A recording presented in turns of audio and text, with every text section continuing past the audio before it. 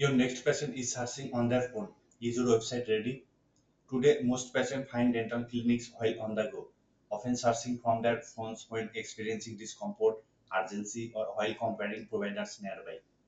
If your website isn't optimized for mobile, you could be losing this patient before they even see your service. Dental websites are usually built for desktop browsing, highlighting aesthetic and brand messaging. While this looks good, it often doesn't meet the speed, accessibility, and navigation needs of mobile user.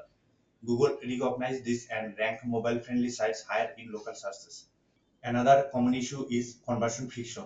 Mobile users expect quick access to contact info, online booking, and directions. A website that is slow, unresponsive, or difficult to navigate on a phone can frustrate potential patients, leading them to a competitor just down the street. From experience, clinics that prioritize mobile optimization see more clicks to call, direction, and appointments booking, especially from Google Maps and local search results.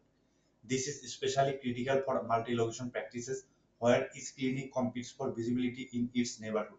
So ensure your website design adapt to all skin size and devices, keeping menus and CTA easily accessible, reduce page load time on mobile. Even a few second delay can lose patient actively searching.